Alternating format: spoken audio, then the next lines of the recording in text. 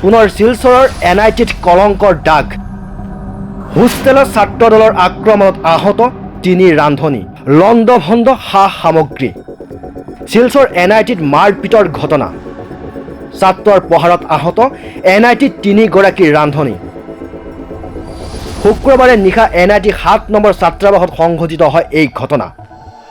কেইবাগৰাকী ছাত্ৰই ভাঙি চুৰমাৰ কৰে সামগ্ৰী।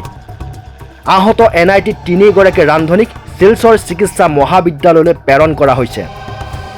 সমগ্ৰ ঘটনাৰ তদন্ত আৰম্ভ কৰিছে NIT কৰ্তৃপক্ষই। পিছে মাৰপিটৰ সমগ্ৰ ঘটনা ভাইৰেল হয়। উল্লেখ কৰিব লাগিব যে পূৰ্বে এইদৰে NITত মাৰপিটৰ ঘটনা সংঘটিত হৈছিল। NIT কৰ্তৃপক্ষই কেইবাগৰাকী ছাত্ৰৰ বিৰুদ্ধে ব্যৱস্থা গ্ৰহণ কৰিছিল যদিও ৰহস্যজনকভাৱে পাছত আটাইকেইজন ছাত্ৰক ৰেহাই দিছিল NIT কৰ্তৃপক্ষই। NIT কৰ্তৃপক্ষৰ এনে ৰহস্যজনক ভূমিকা লৈও প্ৰশ্ন উত্থাপন হৈছে। অভিযুক্ত ছাত্ৰৰ বিৰুদ্ধে ব্যৱস্থা গ্ৰহণৰ দাবী জনাই বৰাক নাগৰিক সংসদৰ সদস্যই। ন্যাশনাল ইনস্টিটিউট অফ টেকনোলজি NITতে আবারও বর্বরোচিত ঘটনা ঘটল এবং পড়ুয়াদের হাতে আক্রান্ত হলেন সেখানকার মেস কর্মী, কার্যত যারা 4র্থ শ্রেণীর কর্মচারী এবং পড়ুয়াদের কাজকর্মই তারা করে থাকেন। তাদেরকে যেভাবে পড়ুয়ারা আক্রমণ করলেন, শারীরিক নির্যাতন করলেন, এটা সভ্য সমাজে কল্পনাও করা যায় না।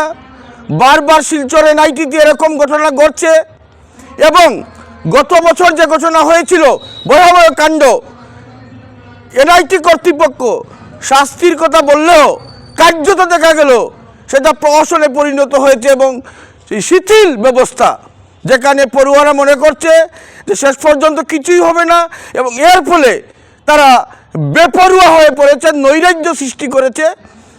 সেটা কোনো অবস্থায় মেনে নেওয়া যায় না।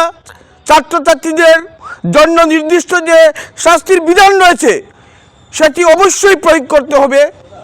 যে ওষুধে যে রোগ সারে সেই ওষুধই প্রয়োগ করতে হবে এবং এ ব্যাপারে অবশ্যই NITর ডিরেক্টর, রেজিস্ট্রার তাদের ব্যর্থতা প্রকট হয়ে পড়েছে। তাই বারবার এরকম ঘটনা ঘটছে।